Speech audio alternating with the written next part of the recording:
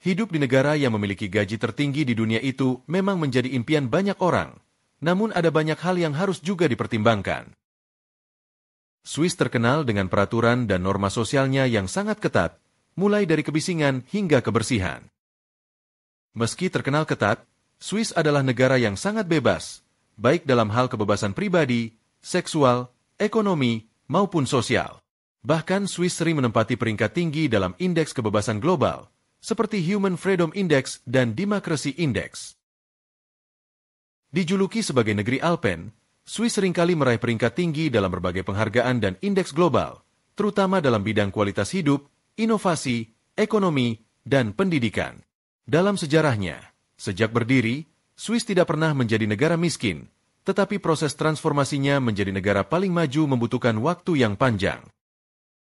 Terletak di tengah-tengah Eropa, membuatnya menjadi pusat perdagangan dan transportasi sejak zaman Romawi.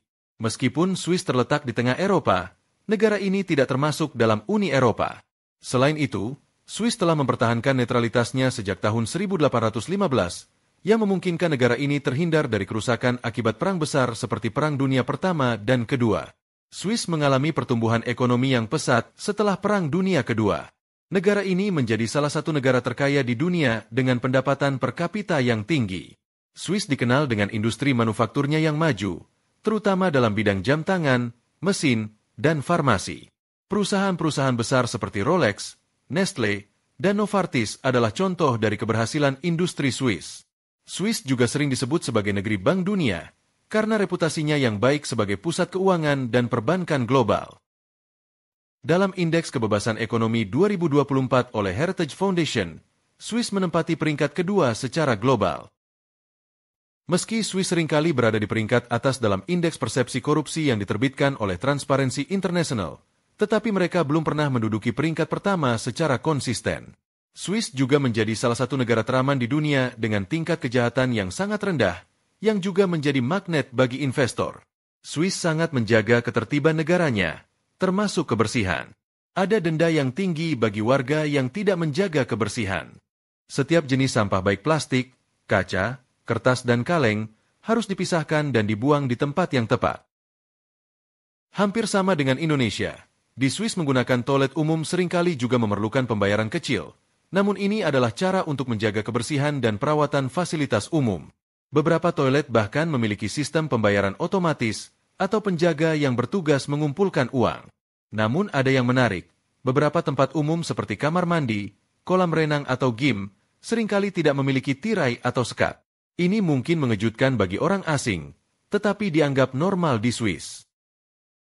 Kota-kota di Swiss sangat bersih, dan sistem transportasi umumnya sangat efisien dan tepat waktu. Swiss memiliki ekonomi yang stabil dan kuat, dengan tingkat pengangguran yang rendah, serta dengan upah rata-rata pekerja yang cukup tinggi dibandingkan dengan banyak negara lain. Bahkan, Swiss menjadi negara teratas yang memiliki rata-rata gaji bulanan tertinggi di dunia. Bayangkan saja, gaji 2 bulan di Swiss bisa membeli 1 unit mobil baru di Indonesia.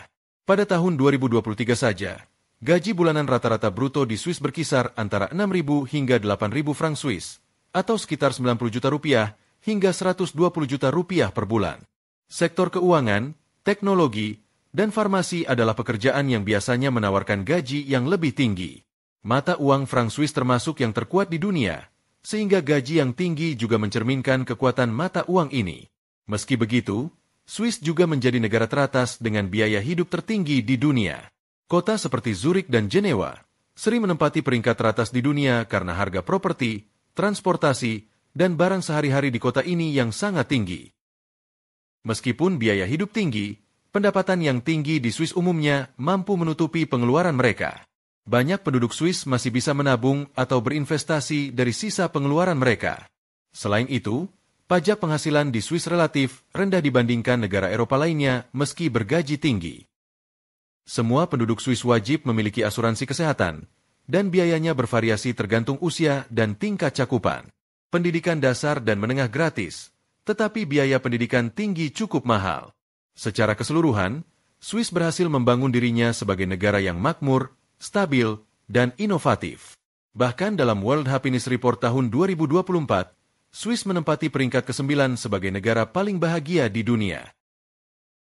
Seperti yang kita bahas tadi, Swiss dikenal sebagai negara yang teratur, disiplin, dan penuh tradisi. Namun, di balik citra tersebut, ada beberapa budaya atau kebiasaan yang mungkin dianggap tidak biasa atau unik bagi orang asing. Budaya kerja di Swiss menekankan keseimbangan antara kehidupan dan pekerjaan, dengan jam kerja yang teratur dan lembur tidak umum dilakukan. Karyawan di Swiss menikmati liburan yang cukup panjang, dan cuti tahunan biasanya sekitar 4 hingga 5 minggu.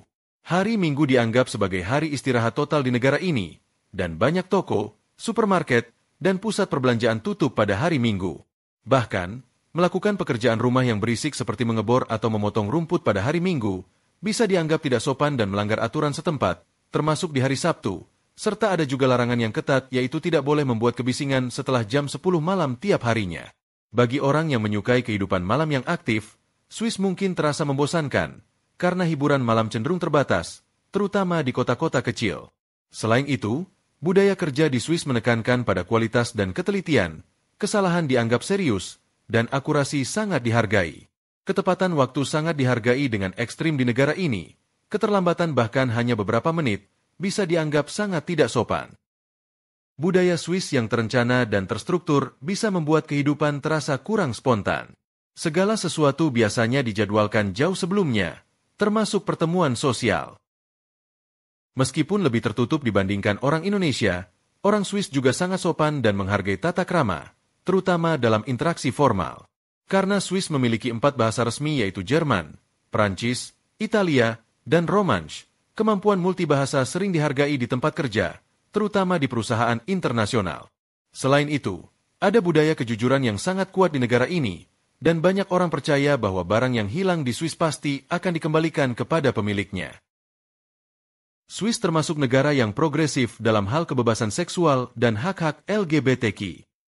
Namun, Swiss tidak selalu dianggap sebagai yang paling bebas dibandingkan dengan negara-negara seperti Belanda, Kanada, atau Swedia. Pendidikan seks termasuk dalam kurikulum sekolah, dengan fokus pada kesehatan reproduksi dan hubungan yang sehat. Prostitusi juga dilegalkan di Swiss dan diatur oleh undang-undang untuk melindungi pekerja seks.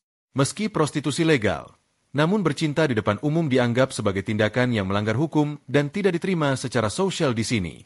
Swiss juga melegalkan pernikahan sesama jenis pada tahun 2022 setelah referendum yang menunjukkan dukungan mayoritas. Sebelumnya, pasangan sesama jenis hanya diakui melalui kemitraan sipil. Swiss terkenal dengan pemandangan alamnya yang menakjubkan, seperti pegunungan Alpen, danau dan sungai yang jernih, serta pedesaan yang hijau. Ini menawarkan banyak kesempatan untuk aktivitas luar ruangan seperti hiking, ski, dan bersepeda. Swiss terkenal dengan pegunungan Alpen yang menakjubkan, termasuk puncak ikonik seperti Matterhorn, Jungfrau, dan Eiger. Aktivitas outdoor seperti hiking, ski, dan bersepeda adalah bagian integral dari kehidupan sehari-hari di Swiss. Bahkan anak-anak diajak mendaki gunung sejak usia dini. Desa-desa kecil di Swiss, seperti Zermatt, Grindelwald, dan Lauterbrunnen, menawarkan pesona tradisional dengan rumah-rumah kayu, gereja kecil, dan pemandangan alam yang menakjubkan. Setiap musim di Swiss menawarkan keindahan yang berbeda. Musim dingin dengan salju yang putih bersih, musim semi dengan bunga-bunga yang bermekaran, musim panas dengan danau yang cerah, dan musim gugur dengan warna-warni dedaunan. Sungai Aare adalah salah satu sungai terpenting di Swiss yang pernah menenggelamkan anak gubernur Jawa Barat Ridwan Kamil.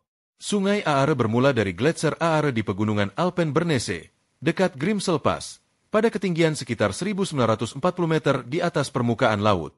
Sungai Aare terkenal dengan airnya yang jernih dan berwarna biru kehijauan, terutama di daerah Interlaken dan Bern. Kualitas air Sungai Aare sangat tinggi, karena berkat regulasi lingkungan yang ketat di Swiss. Bahkan airnya sering digunakan sebagai sumber air minum. Di kota Bern, berenang di Sungai Aare adalah aktivitas musim panas yang sangat populer bagi penduduk lokal dan turis. Bahkan, ada jalur renang khusus yang diatur untuk keamanan. Air di Sungai Aare bisa sangat dingin, bahkan di musim panas, yang biasanya berkisar antara 15 hingga 20 derajat Celcius. Di daerah Meiringen, Sungai Aare mengalir melalui Aare Sluch, yaitu ngarai Aare yang spektakuler yang terbentuk oleh erosi selama ribuan tahun.